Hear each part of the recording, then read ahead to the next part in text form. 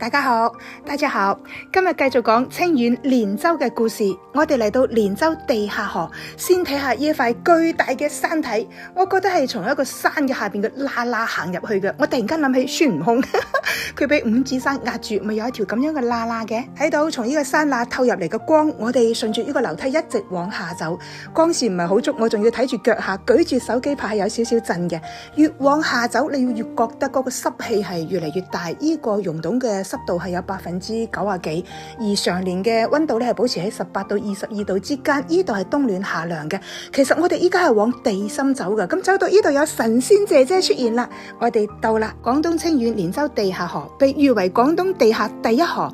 連州地下河嘅景點係分為陸路同埋水路兩部分。我哋落到嚟之後咧就先走水路，亦都係我哋先坐船睇一睇呢個溶洞裏邊千姿百態嘅鐘乳石。呢條連州地下暗河嘅長度大概有1500米，睇見呢啲石未啊？佢係滴水落嚟嘅，而呢啲水咧係含好豐富嘅礦物質，呢啲礦物質沉澱累積之後咧，佢就形成各種各樣嘅鐘乳石。我睇過桂林嗰邊嘅溶洞，但係我覺得連州地下河呢個溶洞同嗰邊係有啲唔一樣嘅。依家你睇到係各種形態、各種姿態嘅鐘乳石、石柱、石筍、石花、石藕、石幔。呢度裏邊係有古生物化石，亦都有鐘乳石，但係我唔係學地質嘅，所以我唔係好識區分。最奇特嘅係呢個溶洞裏邊居然有瀑布，而且瀑布嘅水流咧係好急嘅。我坐住遊船慢慢咁經過，真係覺得好神奇啊！依家我眼前見到嘅一切鐘乳石、生物古化石，仲有呢啲瀑布，都係我哋地球億萬年嚟地殼運動所形成嘅變化。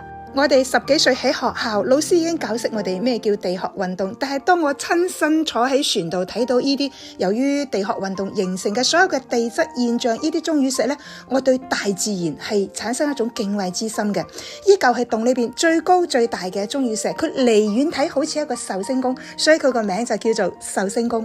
連州地下河水路遊覽嘅部分就係坐住遊船行一個來回，依家我哋係上返陸地部分，開始陸路嘅遊覽。依家我企嘅位置係連州地下河下邊比較寬闊嘅一個溶洞，呢度有好多好奇特嘅鐘乳石。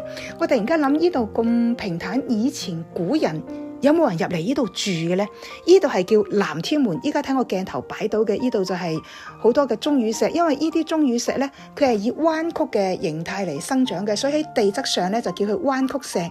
因為呢個地方好似一個門，所以就將佢起名南天門。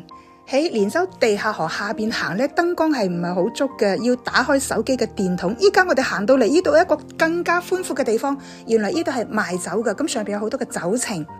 參觀完連州地下河出嚟係要坐呢種飛氈出去嘅，佢係倒過嚟坐嘅。哇！一開始嚇到我咩咁，因為我有少少畏高嘅。如果你嚟連州玩，嚟連州拍各種各樣嘅花，連州地下河係好值得推薦遊覽嘅景點。